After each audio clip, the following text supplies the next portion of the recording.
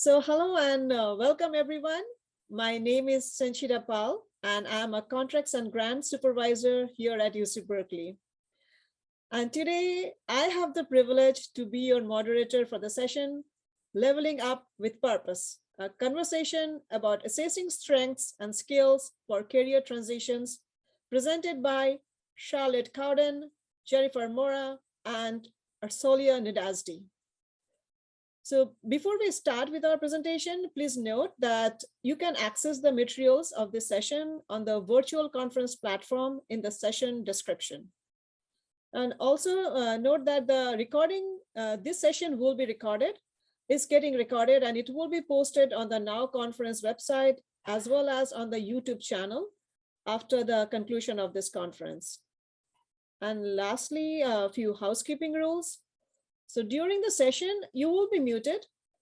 So please add all your questions in the chat box. I will monitor them. Presenters will also be monitoring them.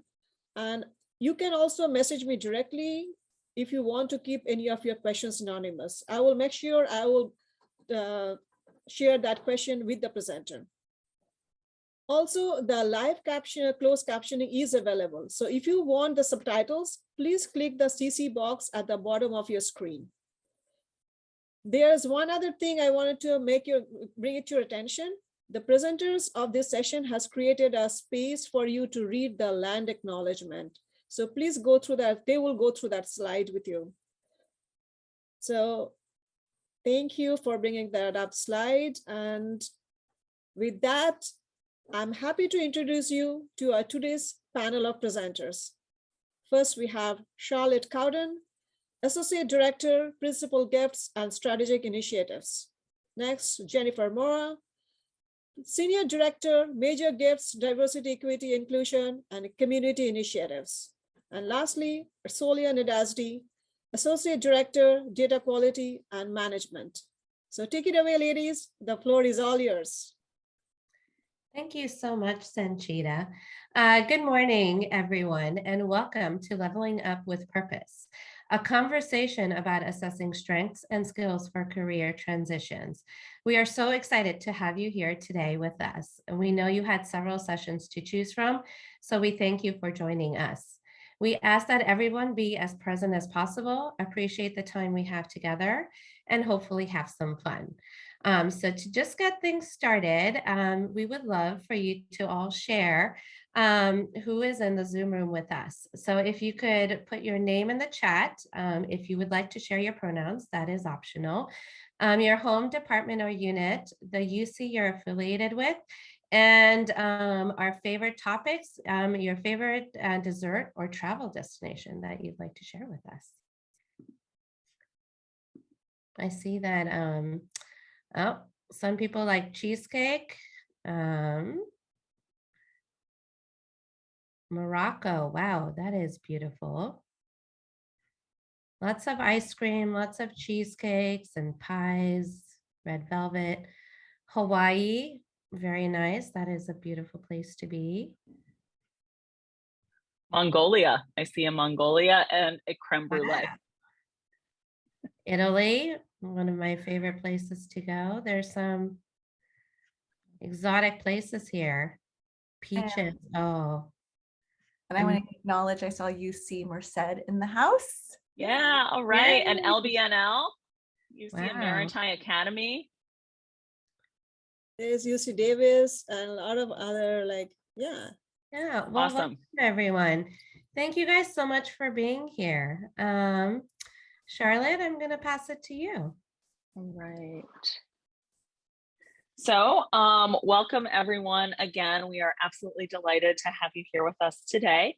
The three of us are going to be sharing a little bit about our stories and experiences. And so we wanted to take a moment to give a little bit more thorough of an introduction for ourselves. So my name is Charlotte Cowden. I am Associate Director on the Principal Gifts and Strategic Initiatives team, which is housed in University Development and Alumni Relations here at UC Berkeley. And I was promoted into this role last December.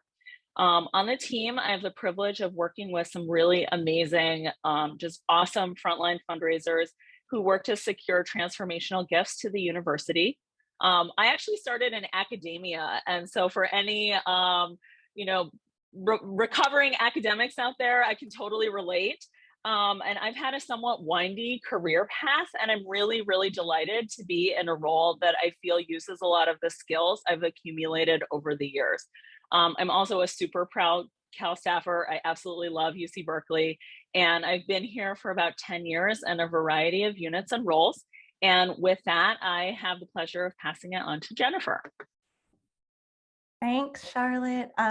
Good morning, everyone. My name is Jennifer Mora, and I'm currently a senior director at the University of San Francisco. And in my role, I lead a team of major gift officers and fundraise for anti-racism, diversity, equity, inclusion, and community initiatives.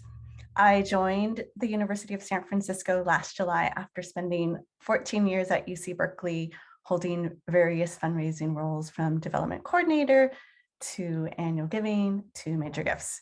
So I'm super excited and honored to be here with you today as a returning presenter. And I'll pass it to Ursula. Thanks, Jennifer.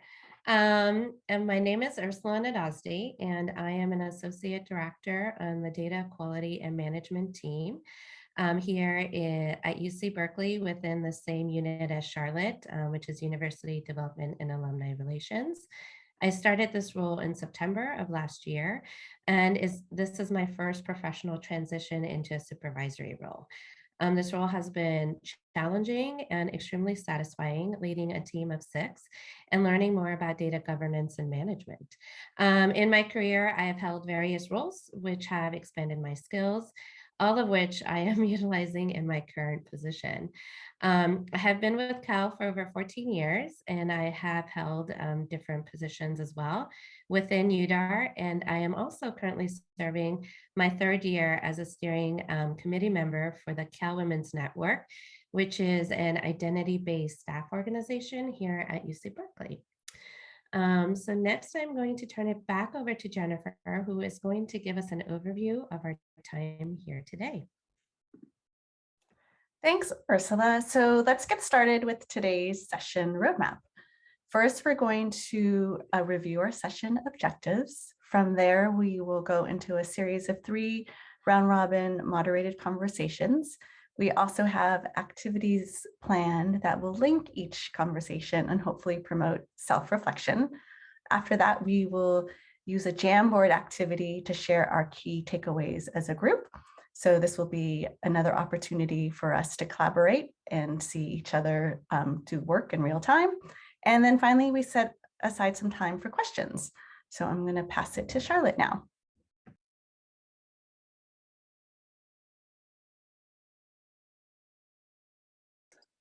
Classic. So thank you, Jennifer. We have 3 objectives for today, which map to our 3 moderated conversations. So with our first objective, Ursula is going to lead a discussion about assessing strengths and skills.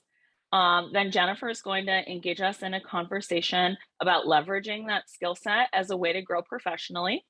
And then finally, I'll be asking Ursula and Jennifer how they put some of these pieces together to plan their next moves. So with that, I'm going to hand it back to Ursula. Thanks, Charlotte. So in this first slide, we are talking about assessing your strengths and skills. There are multiple ways in which you can do this, and we have highlighted a few here that we think are the most important. So the first one is using professional assessment tools. And 2 examples you see here are the Clifton Strengths Finder and the Myers-Briggs. These tend to be the more popular ones.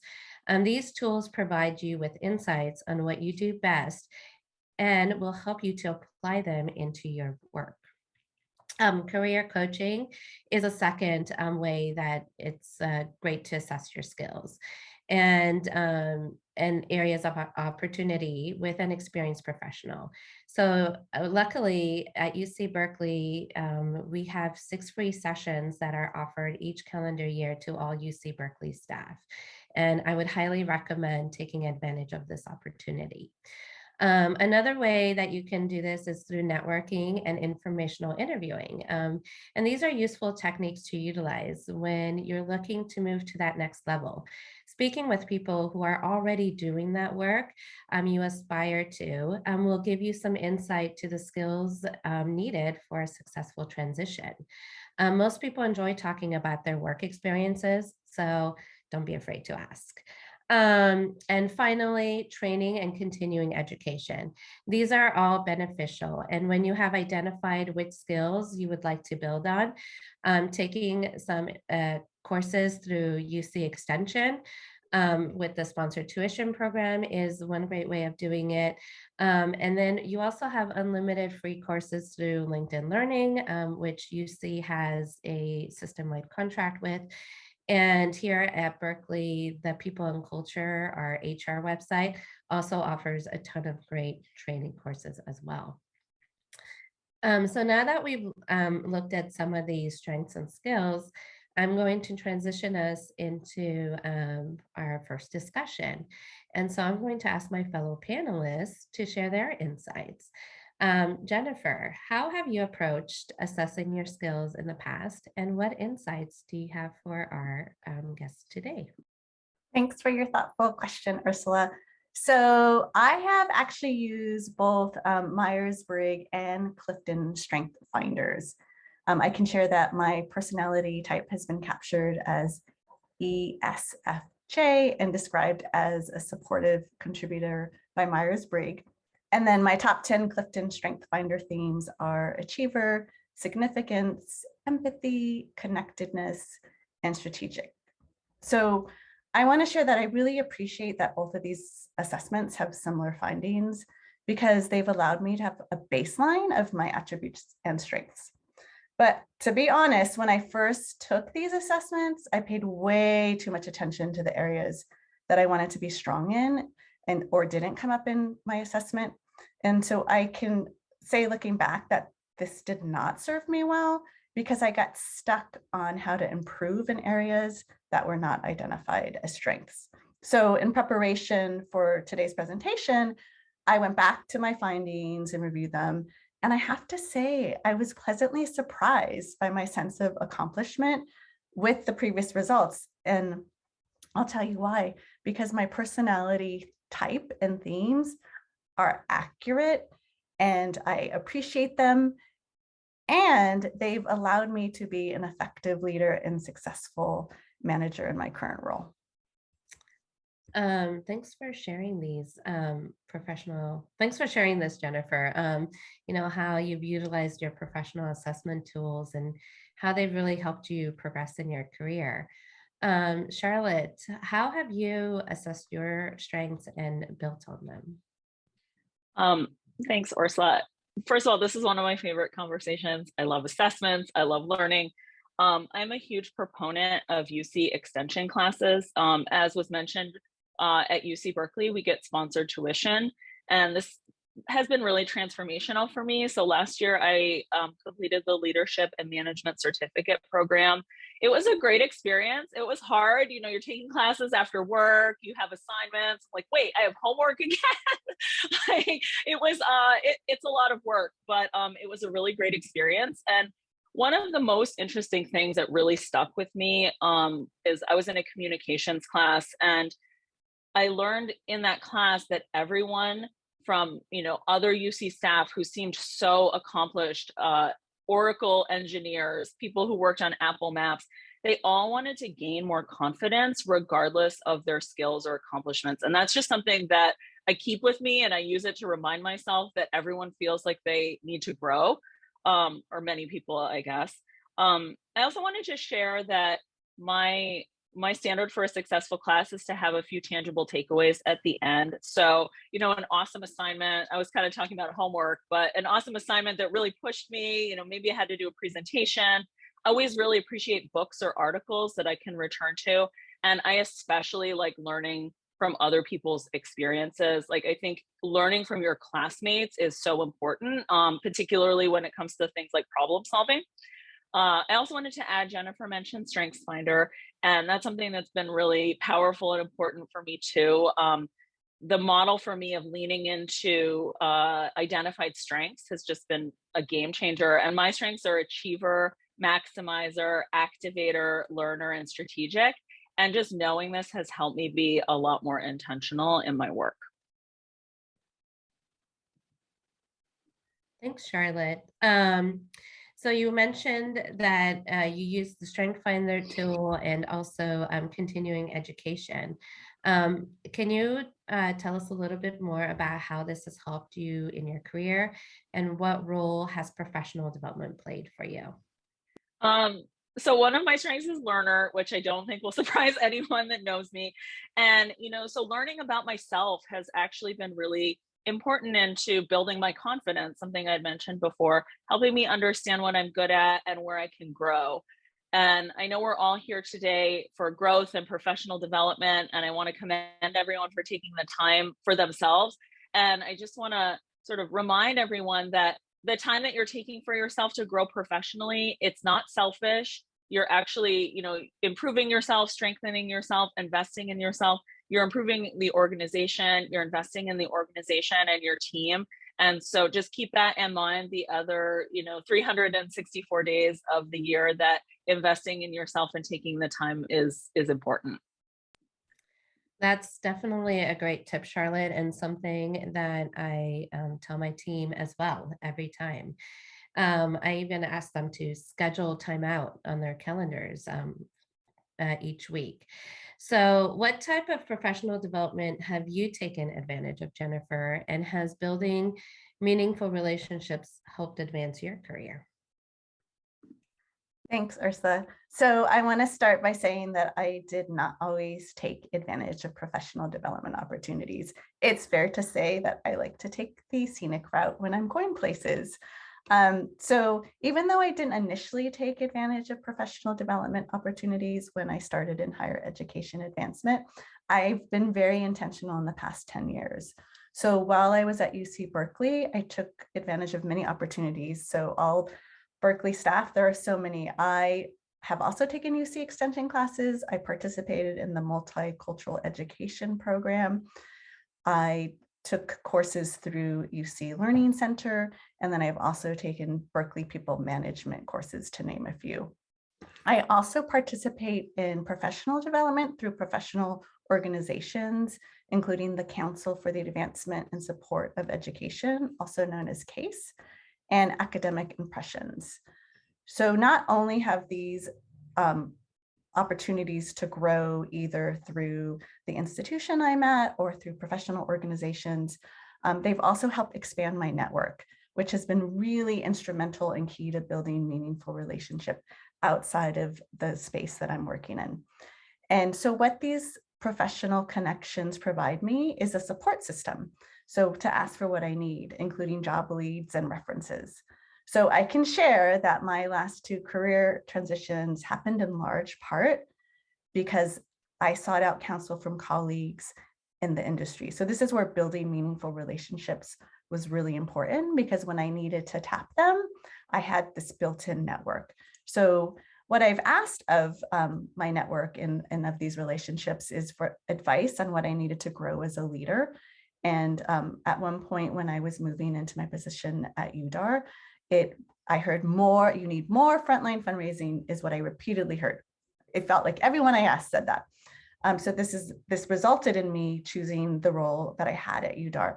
And then during my last transition, once again, leveraged my network and I sought advice and help with negotiating my salary and was very happy with the result.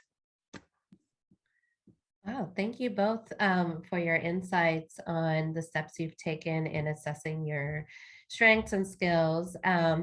And I'd like to actually turn it over to our audience right now. We're going to have two poll questions come up. And the first poll question is, how familiar are you with these suggestions?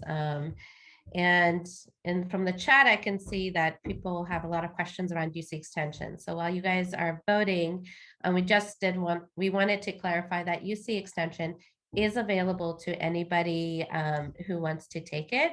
However, if you want to take a class for free, there is a program at UC Berkeley called Sponsored Tuition that you can apply for with supervisory approval, and then you can take that class for free. I'm not sure how it works at other UCs, because I know we do have some partners in the room, but I recommend reaching out to your respective HRs to find out more about that program if it exists. And so looking at kind of the poll results, it looks like a lot of you are really far ahead. You've heard of these suggestions and you've used them before.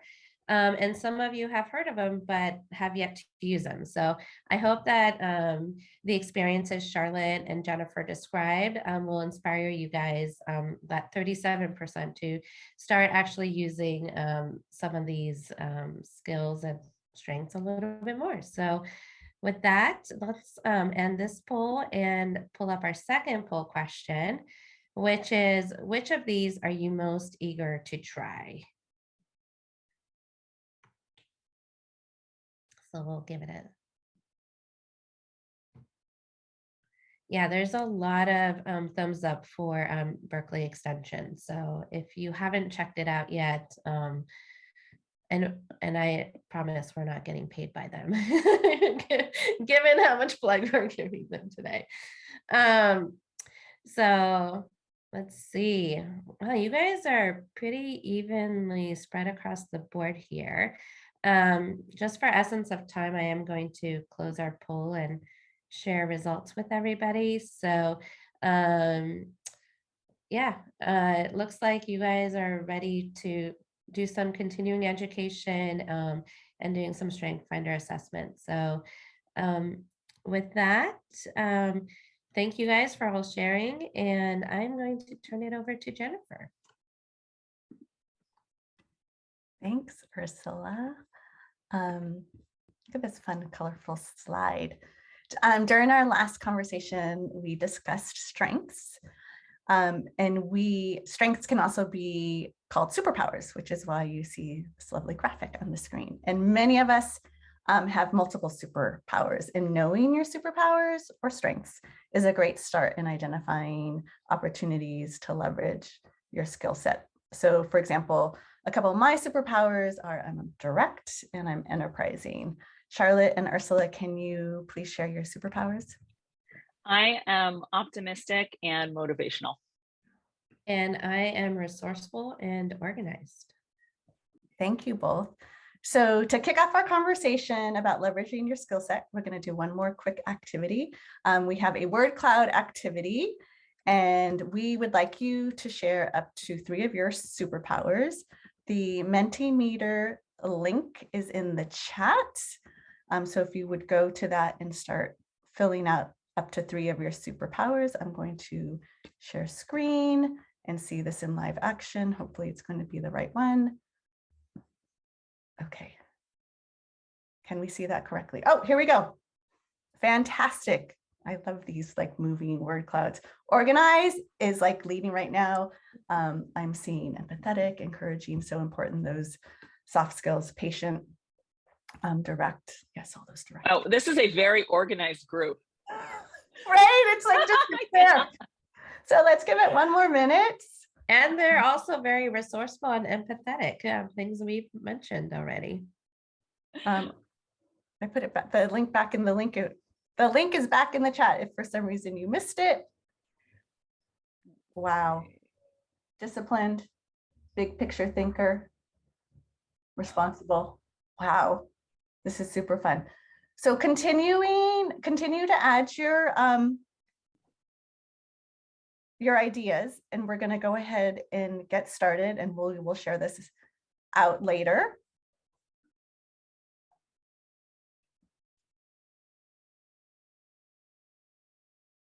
Oh, that was so fun. I'm still seeing it. I promise I won't get distracted.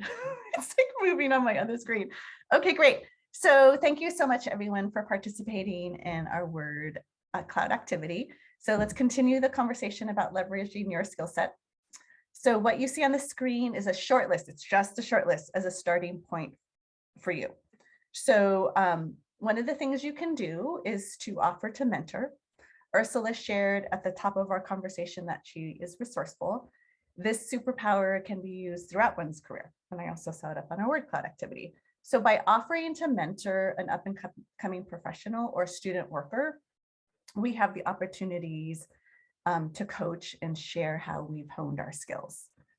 2, you can leverage your skill set by participating in a working group or staff organization. I can share my example of being involved with the Council for Advancement and Support of Education. So taking a volunteer role on this professional development organization has allowed me to lead committees and hone my skills of shared governance. So that's one way participating in a work group and organization has helped me. 3rd, ask for stretch assignments. This is your opportunity to like raise your hand and say, hey, I want to learn more. I want to do more. And then lastly, again, short list, just a couple of ideas are volunteer opportunities. So sometimes we can leverage our skill set outside of work. And this can include volunteering for our children's school. How many have done the PTA, the PTG, the fundraisers? So this is a great space to leverage your skill set, or, maybe you want to support your local nonprofit organization, from a food bank to anything that's local. So now that we've reviewed a few ways to leverage your skill set, we're going to move into our second conversation, which I will be moderating with Charlotte and Ursula. And let's go ahead and get started. So Ursula, can you please share with us which skill set you have leveraged in your roles at UC Berkeley? Thanks, Jennifer. So mentoring, participating in staff organizations, doing stretch assignments, continuing education, and volunteering are all the foundation of how I have progressed and solidified my working skill set. So in my varied roles to practice my leadership skills, I consistently volunteered to mentor and onboard new colleagues. And these interactions would lead to new perspectives and highlight ways in which we could improve or introduce new approaches to how we were doing our existing processes and procedures. And so then I would take these ideas and I would introduce them to my manager as stretch assignments. So this is kind of going back to that example of raising my hand and saying, hey, there's something I'm seeing here. Additionally, I'm participating as a steering committee member for the Cal Women's Network, which is a staff organization, and it has leveraged my superpowers of being resourceful and organized. And so within this staff organization, I was able to identify a gap where women across campus were really looking to have more opportunities to interact and connect with each other. And so last year, I developed a pilot program along with our moderator, Sanchita, and called Making Connections. And it's a peer group for individuals across campus to connect on a shared interest. And finally, I have also volunteered in working groups. And most recently, in my unit, we have a working group for a DEI/BJ effort. And that has been really powerful because I had the opportunity to work alongside colleagues who I would have never normally interacted with. And those interactions have led me to invitations to 2 speaking engagements. And volunteering has also provided me opportunities to challenge my public speaking skills by giving presentations to both large and small audiences, which was a skill set that I really wanted to practice, but I never really had an opportunity to do within my past existing roles. Thanks, Ursula. Even my cat was on the edge of his seat wanting to hear what you said. I think he snuck in a couple of times. So I especially appreciated hearing how you've used all 4 ways. And I'm sure, again, short list, there's other ways we can leverage our skill set.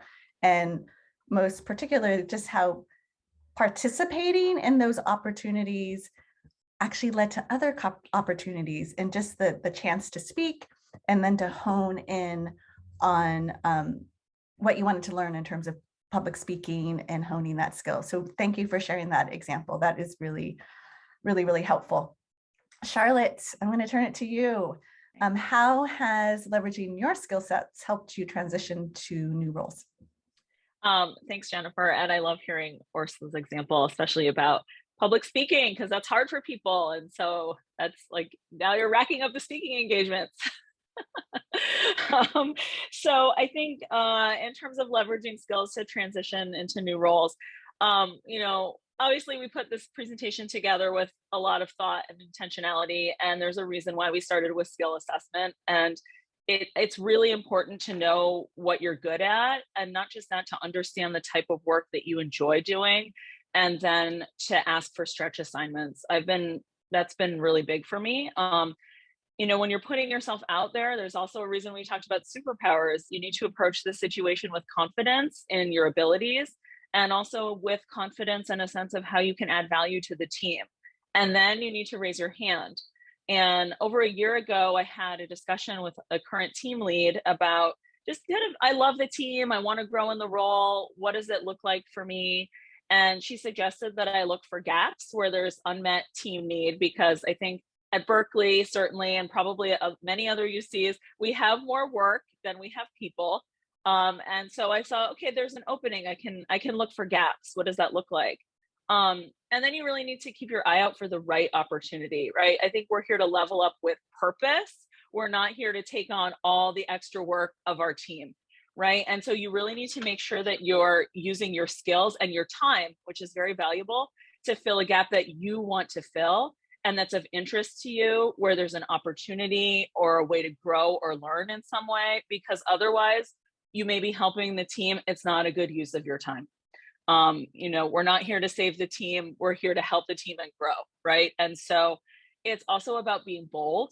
When you're looking to leverage your skills, you need to just tell your imposter to take a seat, right? Or if you see the door is open, push it open a little more, see how that feels. I did want to share a personal example, which is I had an opportunity. There was an early retirement in the unit, and there was an opportunity to move in a more supportive role of higher level international fundraising. And I hesitated because I wasn't sure whether I could do it. But I have an advanced degree in Asian history. I lived in Asia and I work in a fundraising unit. And so if someone else was telling me this, I would have been like, you're crazy. Of course you can do it. So I just wanted to, just a good reminder of like, the imposter needs to take a seat, right? But saying yes to this opportunity opened up more opportunities for me. It really increased my visibility in the unit, and it broadened my expertise and prepared me for some of the challenges that I'm taking on now in my augmented role. Thanks, Charlotte. I really appreciate you sharing what raising your hand has done for you. And as someone who has had the opportunity to work with you and watch you grow, like, it has definitely made a difference in your career from what you're sharing and what I've observed. So thank you. Thank you for sharing your personal experience. But before we move on, because there is more in this conversation, I am curious how our attendees have leveraged our skill set. So their skill set.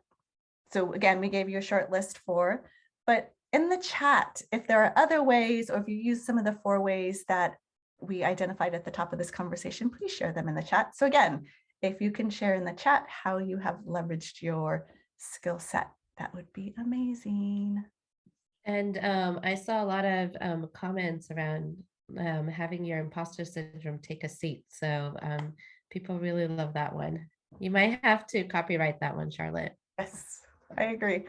Such assignments. That's a good one. Staff org participation. Yes, love this.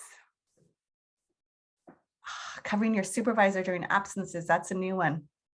That's a great one. Does anybody else want to add? Volunteering. Yes, attitude. Taking initiative. Shadowing. Ooh, that's a good one. Ooh, working remote on the East Coast. Develop a new process.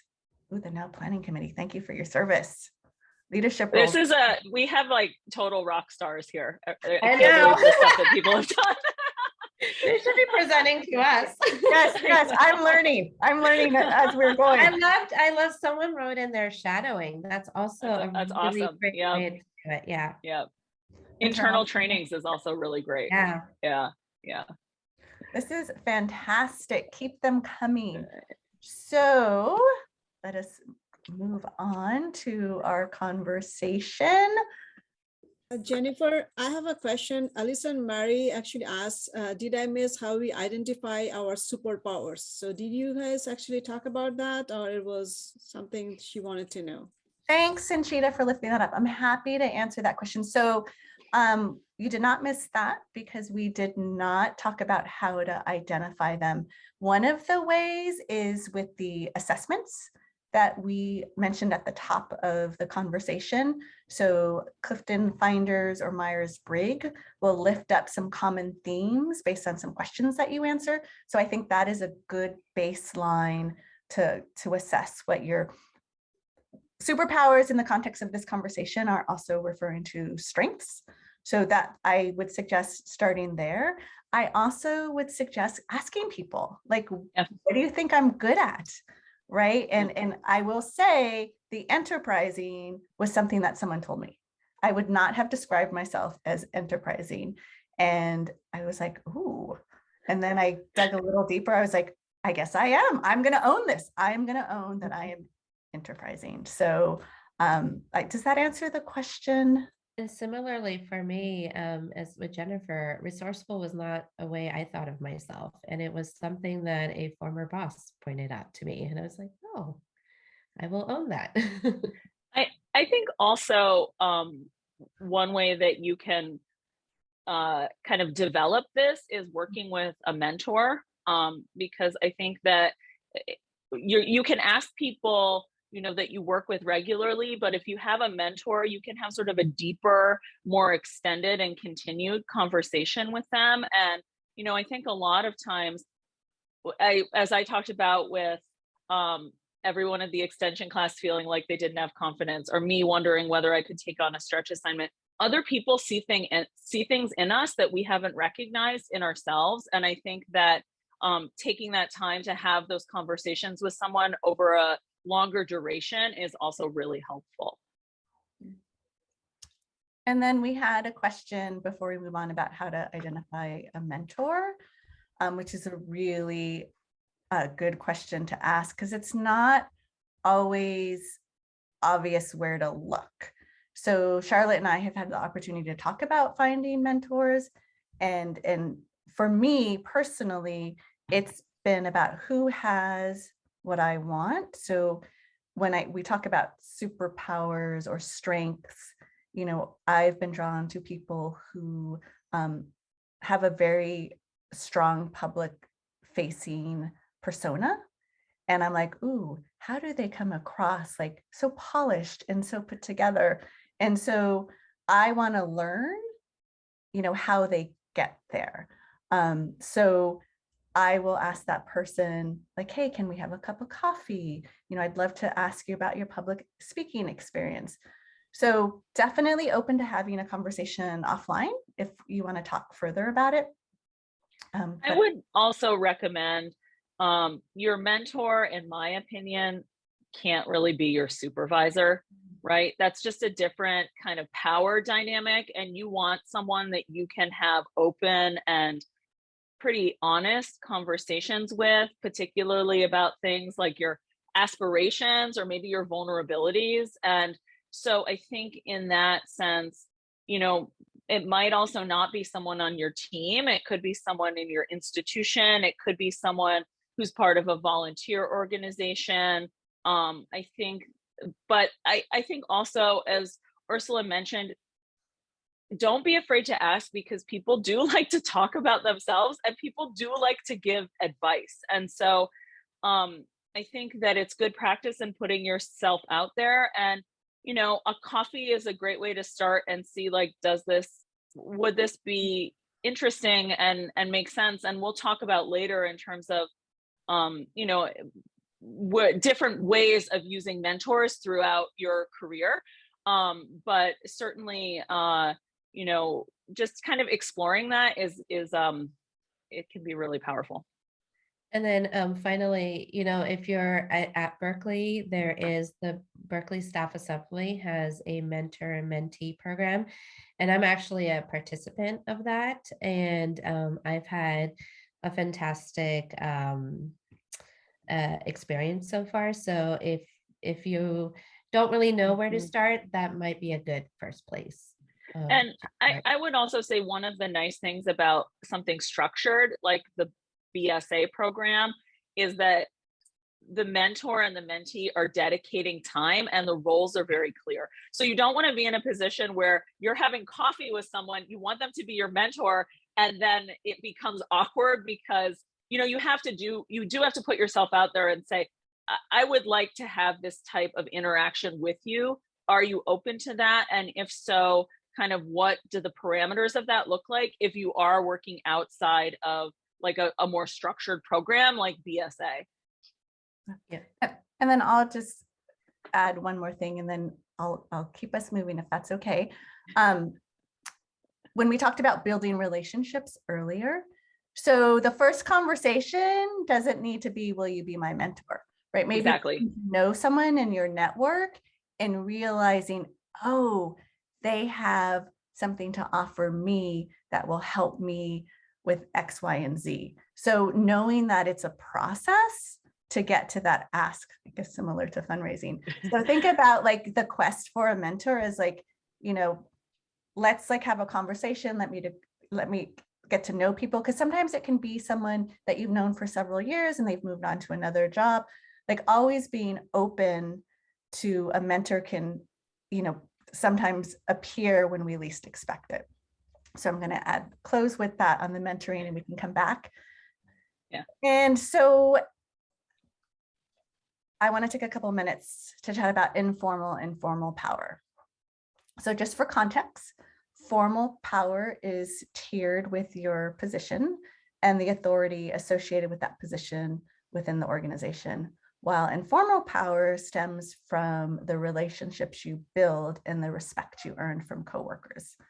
So Charlotte and Ursula, I do want to ask how informal and formal power have influenced your leadership experience at Berkeley. And I'm going to start with Charlotte. Can you please share with us an example of how you've led with informal power at Berkeley? Sure, I will do that. I just want to also flag, we have an awesome chat conversation going on where someone said the fear of rejection is real for these conversations about asking for mentors. And I think that's okay, right? You're putting yourself out there. It's okay to be a little nervous. And if I think it's okay. I can't think, well, why would someone say no? Maybe if they're really busy or I think it's okay to just try. And if they say no, that's okay too. And then maybe it wouldn't have been the best kind of mentoring experience anyway. Let's put a pin in this and come back to it because I think it's a hot topic. So maybe in the Q&A, we could talk more about mentoring. But in terms of formal and informal power, I think this is a really fascinating aspect of working at a very large organization like Berkeley. I'm curious to hear what it's like for our colleagues at other UCs, but I thought about this a lot, and there's many ways to lead, even without formal authority. I'm sure a lot of people on this call are leaders in many ways without having the title or, a managerial title. So I do a lot of things. I lead by creating meeting agendas, which kind of sounds simple, but actually you're structuring time and you're framing conversations in a very deliberate way. At least that's how I like to think about it. I also do a lot of facilitation of discussions and I move projects along. That's one of the ways that I lead. I'm always ready to provide opinions or perspectives if it's appropriate, and I don't share them if it's not appropriate, but I know what I want to say. I mentor some really amazing colleagues on campus, and I always appreciate and value those interactions very deeply. And then another thing that I like to do that for me is a form of leadership is to recognize colleagues and teammates for a job well done. And sometimes that means shouting things out to their managers. I think that it's a way of promoting a culture of positive reinforcement and success in the unit, and people deeply, deeply appreciate that. Leadership is not always flashy. I think I just wanted to share something very simple that I did that was really transformational for me, as I just thought, what does being a leader mean to me? And then I just started enacting the behaviors that I thought a leader did. So I was in a unit where there was a lot of gossip, and I thought, leaders don't gossip. I'm not going to gossip anymore. And then I already felt like I had leveled up in some way, because I was making manifest the behaviors that I saw that a leader had. And this is also super cliche, but not every manager is a leader, and not every leader is a manager. And there are many, many ways that you can lead without a formal title on your org chart. Thanks, Charlotte. And I just want to say there is not a different slide about informal or formal power. So we are on the correct one. Thank you for pointing that out. And Charlotte, I love that curating agendas is a way to lead. How many of us do that in meetings? And that right there is a form of having informal power in leading. So excellent points. Love the shout outs in the chat. So Ursula, I want to ask you, has anything changed now that you have formal power as a manager? Well, naturally, a great deal has changed. Just transitioning from a position where I had informal power to now, I guess, formal power. So really, aside from kind of the day-to-day management and directing of work, I am also now really focused on not only my own skill set, but that of my team, and leveraging their skills against the needs of our department. So one thing that's happening in our department is the required skill sets that are needed are shifting. And so with that, I need to help my team level up. And so I'm really focusing on training, coaching, and mentoring my staff on these new skills they need to acquire in order for us to get this new type of work done. And so how have I done that? Well, I've conducted group training sessions. I've created individualized trainings. I've had the team work together and practice some of the skills they've learned, because you also have to put it into practice, right? It's not enough to take the class. You have to now apply those skills. And then I've created stretch assignments that are catered and individualized to my team members, so that they can actually hone some of these new skills and practice them. And so by doing this, I'm really trying to set the team up for success, so that my team is then empowered, because an empowered team is something that not only benefits them individually, but it benefits our department as a whole. Thanks, Ursula. I love that now that you have formal power, you're exercising it to coach your team and help them level up. And that to me is paying it forward and really using your authority as a manager to be a servant leader. So thank you on behalf of your team. As we wrap up our conversation, I have one question, and then I'll pass it off, I promise. What advice do you have for leading, regardless of whether you have formal or informal power? And we've heard both excellent examples from both of you. But Ursula. Don't be afraid to advocate for yourself. You are your own champion, and go out there and volunteer and get those skills and that you think that you need to move on to that next step in your career. Thanks, Ursula. Charlotte? I would say speak up, look for the right opportunities for you, believe in your talents, and ask. Thank you both. I was going to say, I think that a sub theme of our time together is be bold. I love it. Right? I love it. Absolutely. Well, what a great way to end this conversation. There's more to come with words of encouragement. So thank you for your inspiration and words of encouragement as well as insight. So I'm going to pass it to you, Charlotte, as you moderate our last conversation. All right. Thank you, Jennifer. I'm super energized by the conversation we've had so far, and I really appreciate the back and forth in the chat. It is so much fun and it's awesome. So again, we've assembled some ideas and potential resources that may be helpful as you plan your next transition. And these are certainly things that we've all employed along the way, and we've discussed some of them already. So coaching and mentoring, extension or continuing education classes, LinkedIn Learning, which sometimes more accessible or easier to fit into your schedule than a class with a set time. And then also assembling your personal board of directors or your champions. So obviously we've talked about a lot of these things before, but as you're thinking about your next move, you're going to be employing them with a really different intentionality. So coaching, for example, might mean that you're looking for a coach to help you plan for the next 6 months, or a mentor who can give you very specific strategic advice about opportunities that you're considering. The types of classes that you take may also be much more strategic in terms of soft skills like leadership, handling conflict, or through your skills assessment, you'll have done a specific training or you'll have done an assessment, so you need to take a specific training to get to the next level. For example, you might have, through our word cloud, everyone's organized, right? Maybe there's some people who want to become project managers. So then you're thinking about your next transition and you're thinking, oh, I could take a project management certification. What does that look like? How do I employ that very strategically? And then this is actually, we didn't plan this, but this is perfect. It dovetails really well into our mentoring discussion, is having a personal board of directors.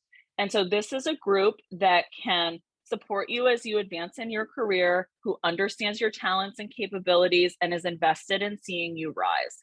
And I think we've alluded to this group throughout, but we're going to talk about it specifically now. So what can your personal board of directors do? They can help you expand your network. We talked about the power of networks, can support, challenge, and advocate for you. And then also, don't we all need that person? They can give you a reality check for either, no, you're not ready, or obviously, duh, go for it. What are you thinking? Don't hold yourself back. So who should be on this board? And so I thought, oh, well, in preparing for this, I better come with some specifics because people are going to want to know. So I did a little bit of looking around, and you should have a mentor. That's someone who you can pick their brain. You can be honest and vulnerable with them. You can have a longer duration of a relationship. A sponsor. So we haven't talked about sponsors at all. So a mentor and a sponsor are different, right? A mentor is, a longer relationship, like we've talked about. A sponsor is someone who may be able to say, you know what, I think Charlotte would be really good at this project. Or, you know what, I think, why don't we consider Jennifer to do X or Y? And, I actually, and this is too long of a story for this presentation, but I actually had a very pivotal moment in my career where I was looking to more intentionally move into fundraising, where I had one conversation with someone at Berkeley who was a sponsor to me, and they advocated for me. They said, you can use my name when you want to have X and Y conversation. And it completely changed the trajectory of my career. And so we can talk a little bit about how to find a sponsor. I haven't prepared for that, but I'm sure we can talk a little bit about that. But anyway, so a sponsor can be really key. A connector. This is someone who knows everybody. Either knows everybody on campus, knows everybody in your volunteer organization. An expert, this is someone who knows everything. So maybe, you want to move up into contracts and grants. Sanchita is the contracts and grants expert. Like, you've got to have Sanchita on your board. And then, the friend. This is someone who gives you a lot of feedback without judgment, and we all need that. And so I'd like to ask Jennifer and Orsolya, as you're thinking about preparing for your transition into your current role, which for both of you included a transition from an individual contributor to a manager, which of these, what advice do you have, and sort of which of these did you employ? Jennifer. Thanks, Charlotte. It's a great question. So I just want to share about my experience. The preparation for my current role actually began a couple of positions back. I remember a colleague advising me to think about what I needed to achieve in my current role at the time to prepare me for my next role, or even a few roles after that. Always thinking about what's ahead. So in terms of, tapping folks, looking at my network and having these conversations. So because of that conversation, it prompted me to start planning. So what planning looked like for me was tapping that personal network, the mentor, the connector, the expert, the friends, right? Really starting to have those conversations about what is next. So as I said, I tapped my personal board of directors to ask them for guidance on what I needed to accomplish to move up in higher education advancement. Other things I did is I took advantage of stretch assignments and embraced the opportunities for growth presented by my supervisor. So I had one supervisor who was like, well, you're going to do major gift fundraising now. And I was like, oh, I am. And truthfully, I was nervous and I wasn't prepared to move into a different direction, but she saw something in me that I did not see. And although I had fear and I was uncomfortable and not experienced, I took that leap and I did it. And then I'm also going to add that planning is a process. So it took me 5 years of intentional planning and 2 roles to get me here. So, when the supervisor said, okay, you're now going to do major gift fundraising, I was like, whoa, this is a lot. And around then I started thinking about what was next. And I shared earlier in the conversation that, folks were telling me, oh, major gift fundraising. So I'd already dipped my toe into it and my role. And so I ended up my next role being an individual contributor, frontline fundraising. And then I was like, okay, I now want to go into being a manager. So from there, I leaped into a management role. So 5 years, 2 roles to get me to where I am. And so based on this experience, I'm actually, because I'm a planner, I'm thinking about where I want to be in the next 3 to 4 years and what I need to accomplish to get there. And then so I hope this is helpful. And then as far as advice, Charlotte, I just want to offer anyone who wants to transition from an individual contributor role to a manager, or even an individual contributor to a new role, start planning today, right? So 1, be intentional with your next steps. Tap that network, tap your network. 3, make the moves to get you to where you want to be. So our theme today, be bold, right? Because you got this, you've earned this and you deserve it. And back to you, Charlotte. Right. So Orsolya, can you share a little bit about your transition from individual contributor to manager, and how did you prepare? Sure.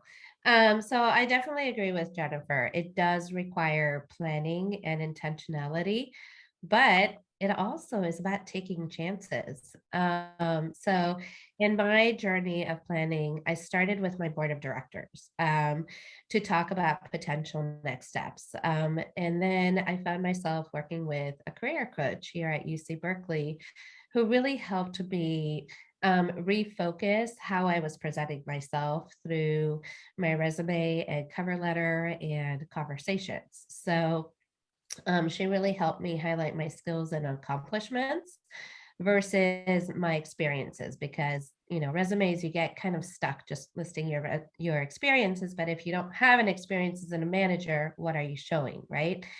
And then I met with a recruiter because I wanted to find out what are they looking at in resumes, especially for people like me who didn't have the applicable experience, but did have transferable skills.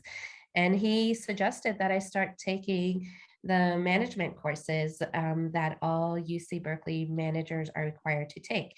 They are all up on our UC Learning tool, and they are open to anybody to take it. So I started taking some of those classes to gain some of those skills.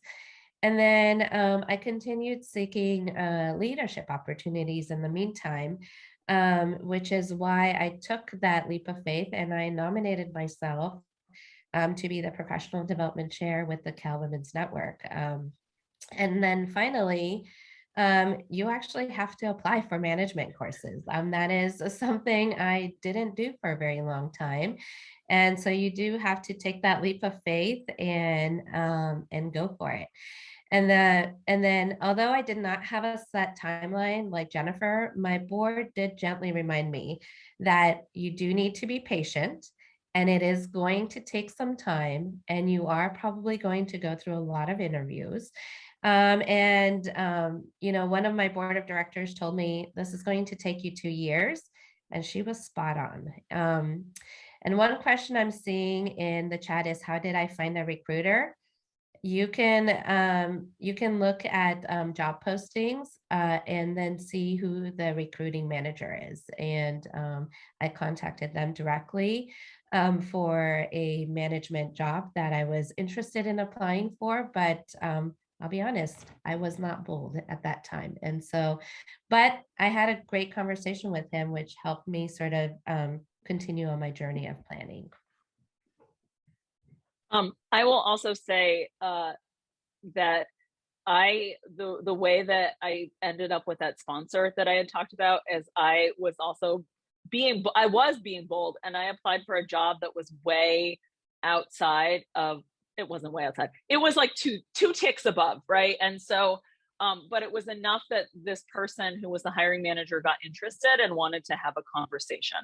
And so there is, I think there's a little bit of spontaneity and boldness, and then a lot of planning that goes into things. I wanted to ask a little more if either of you have more to share about your personal board of directors. How did this group help you? What has the experience been like? Orsolya, do you want to start? Sure. For me, my board of directors, they have been instrumental. They have given me advice. They've highlighted options I didn't consider previously. And they were very active in helping me prepare in my application process and in that transition. So they are a trusted group of people and each person I go to for a different thing. And so they've really been instrumental for me. And Jennifer, what about you? Thanks, Charlotte. So similar to Ursula's experience, my personal board of directors is an incredible and critical resource for me. I've been able to tap them for advice on work transitions, support with work politics, difficult conversations with either a supervisor or a direct report, as well as decision-making. Am I making the right decision as a new manager? They mentor me, coach me, and have served as job references. And I do want to quickly link to the mentoring piece we've been talking about earlier. So I personally have found it easier to ask folks if they wanted to be on my personal board of directors. And the responses I've gotten have perked up like, oh, tell me more. That. Yeah, what is this? So for those seeking mentors, maybe consider framing it as you're developing a personal board of directors to help guide you and coach you as you think about next steps. I love that. That gives it some heft, more intentionality.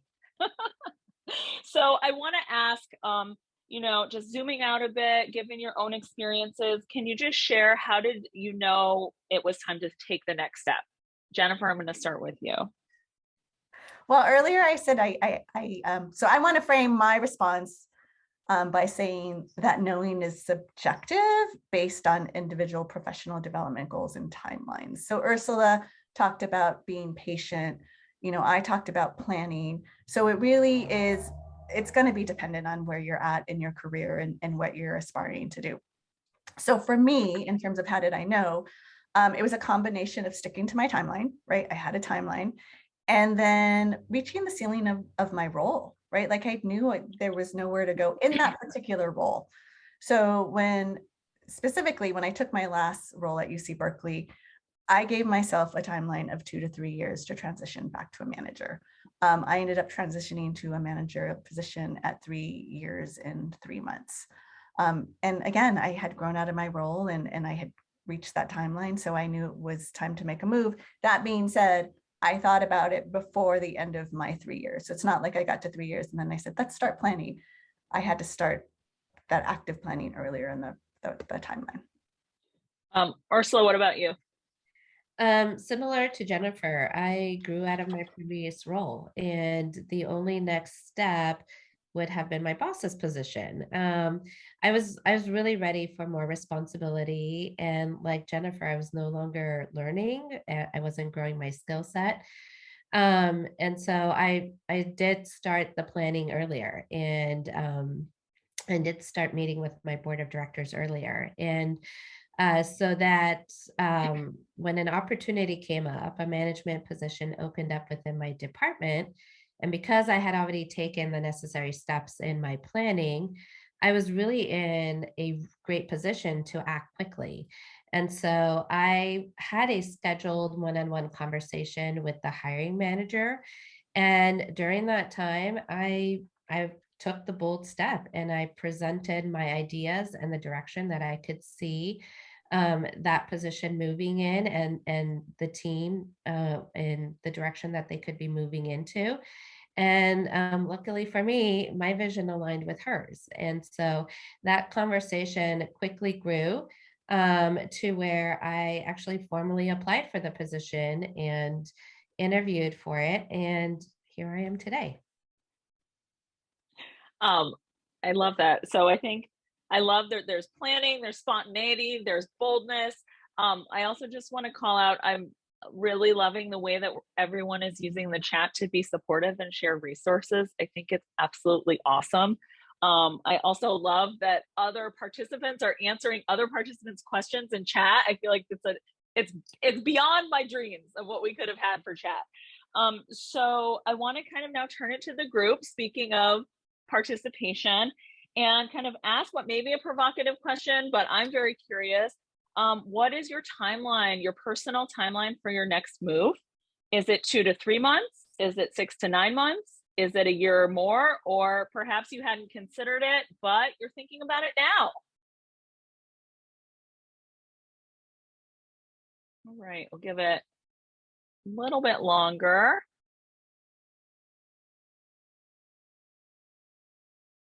It looks like so far a year or more is most, which is fantastic, because that means you can have some time to be intentional, to make some plans. Hopefully for those that are in the 2 to 3 month range, you're ready to go and things are kind of in action. And then, you know, I'm happy to see that there's a few people who are now the wheels are turning. So let's see here. There we go. Thank you. All right. So this has been super interesting and just so awesome. And I'm really looking forward on reflecting on the session together. So I'm going to turn it over to Orsolya. Well, thank you all. So you have all been very busy in the chat, but we are interested in hearing your thoughts and your takeaway from our session today. So I am putting a Jamboard into the chat where we would love for all of you to share your thoughts. And the way you can do that is, if you've never used Jamboard, there is a sticky note on the left-hand side that you can add your comments in. Sorry, I was trying to share and talk at the same time. Obviously, it didn't work out too well. Ursula, do we have time? I'm looking at we have 5 minutes left. So I think while people are sharing their thoughts, maybe we can start taking some questions. That would be great. Yeah, so thank you, Orsolya. So I can just go over a few questions if that's okay with you. Like I know most people has actually shared their ideas, so it's a very like a group of people. They are always helping each other. Nice attendees we have today. But I'll just go over the questions like, how do you identify the correct mentor? So anybody wants to take a stab on that one? I mean, I think that's a hard thing to say, right?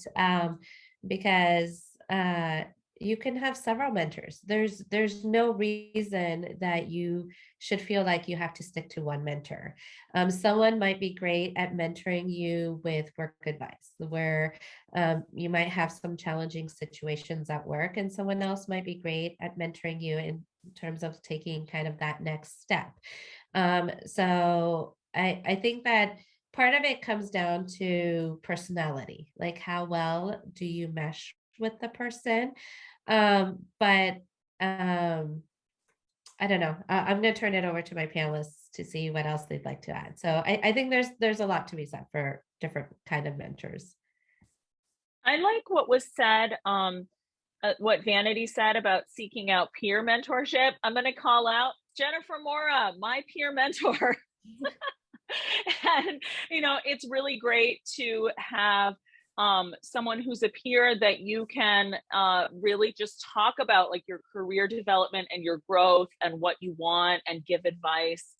I think that for looking for a mentor, I think it's also it's important to think that, like Ursula said, not every mentor is going to be able to help you with everything. And it also doesn't have to be a relationship that's not time bound.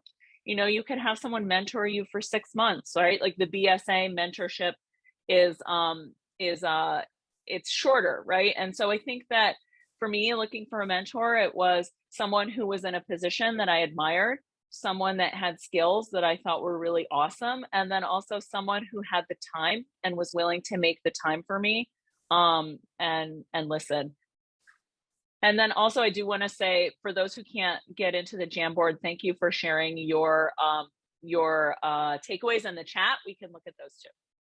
And Sanchita, do we want to do one more question? And if we had a chance to participate in the Jamboard, if you could just exit out of it, that would be great. And for those who can't get in, I would try refreshing. Yeah, actually, we have quite a few questions on mentorship and coaching, but I think I can send it to you so you can just share it with all our attendees later. It's more or less on the same topic, and I think most of you have covered on that one.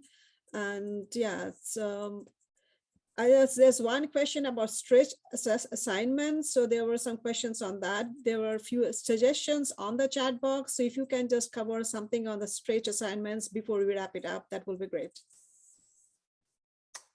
That is a great question for the group. So I've approached stretch assignments from the vantage point of what do I need to learn to go into that next role.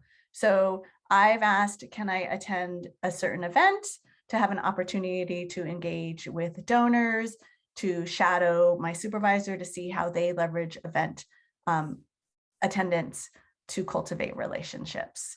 Do you include that in the resume? I'm sorry? Do you include it in the resume? Oh, right. A good question. You want to take it, Ursula? Sure. So, I wanted to build on what Jennifer said. So stretch assignments for me have also been where maybe I've taken a continuing education. Many years ago, I took business process analysis and really kind of mapping business process analysis out. And it wasn't necessarily part of my job, but it was something I was interested in because it was coming up a lot. And so a stretch assignment that I asked for was to actually be able to use this new training that I learned and start utilizing this skill in a work setting. And now I use business process analysis all the time, even though I'm not a business analyst anymore. I, in your resume, one of the ways in which I would recommend highlighting stretch assignments is these could be additional projects that you're doing at work outside of your work. And so you can highlight it under like a skills category or like a projects category and say like, this is an additional accomplishment that I've had, because one of the things you really want to do in your resume is highlight your accomplishments. And if you've done the stretch assignment, like be bold. I'm seeing that multiple times here on the Jamboard. Be bold, highlight it, and let people know, like, look, this is what I can do. This is why you should hire me and call me in for an interview. So, and to go back to an earlier chat, stretch assignment is not backfilling because the team is understaffed, right? Stretch assignment is something that you approach with intentionality, that you have specifically identified because you want to grow. Backfilling is something that is that's different. Thank you. However, a backfill could lead to a stretch assignment if you're filling in for your supervisor. That's right. That's right. But it's not necessarily interchangeable. Exactly. Yeah. I do want to just make sure that we share our contact information, because I think that we are all willing to follow up. Please link with us on LinkedIn, and then also please send us any questions or emails, or questions you have on email. We're all happy to continue the conversation beyond our time together. So be bold and please contact us. Okay, thank you. And I will send you a few questions. There are some personal questions, so I'm going to send it to all of to the presenters so they can share the answers with you all. And thank you, Orsolya. Thank you. Thank you, Orsolya. Thank you, Charlotte and Jennifer, for your great interactive presentation. It was very enjoyable and very informative. And I love the idea of having personal board of directors. So anyway, everyone, please remember to complete the session evaluation. That is on the QR code that is here. And also you can just do the, let me just, this is a session evaluation link. So you can click that link and just give your evaluation. Next, we have the mid-morning activity break at 11:10 a.m. Energizing drink demo with Deepak Sharma. You can watch that by clicking the link on the live conference website under the activity break. And after that, please get ready for our second round of concurrent session, which begins at 11:25 a.m. So thank you again, everyone, for joining us. Enjoy the rest of the conference, and I will see you at the next one. Bye, everyone. Thank you, everybody. Thank Bye, you. Jennifer Take and care. Orsolya.